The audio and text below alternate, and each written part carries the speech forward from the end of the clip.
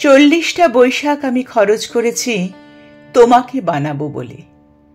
40টা বর্ষা আমি খরচ করেছি তোমার হাসির পেছনে থাকা হাসিটাকে ধরবো বলে। 40টা ফাল্গুন আমি খরচ করেছি তোমার গ্রীবার অহংকারকে চুম্বন করব বলে। আমি কুমোরপাড়ার কুমোর।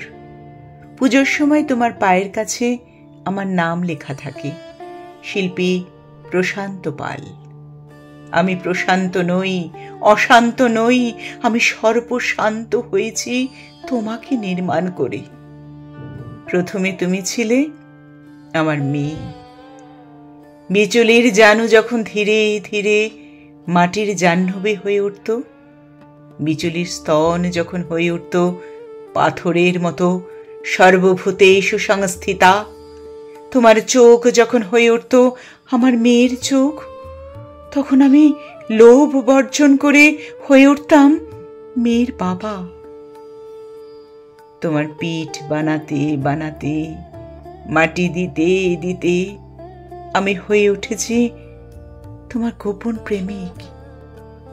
তোমার পিঠে মধ্যরাতে খুব গোপন চুম্বন করে বলেছি, তোমাকে আমি ছাড়ব না, তোমাকে আমি কসবায় যেতে দেব না, তোমাকে আমি আমেরিকায় যেতে দেব না। মাত্র ওই কটা ডলারে তোমাকে আমি দিয়ে দিতে পারি না।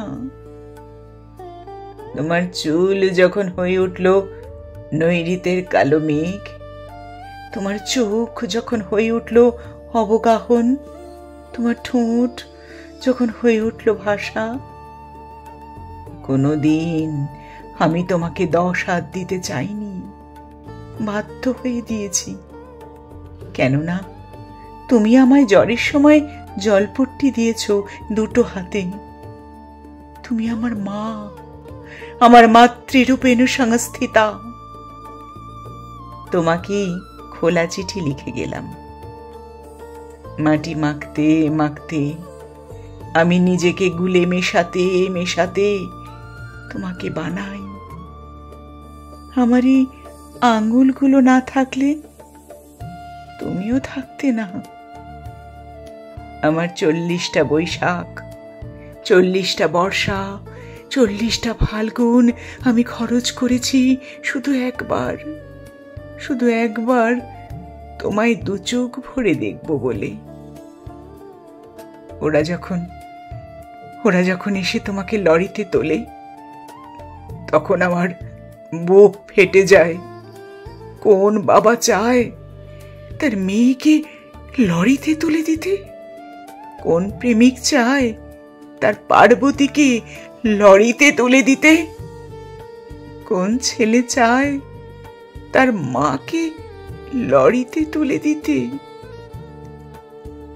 আমি শিল্পী হতে চাই না, নাম করতে চাই না।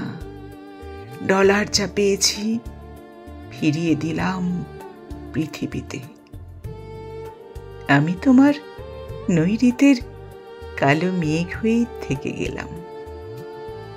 ইতি প্রশান্ত।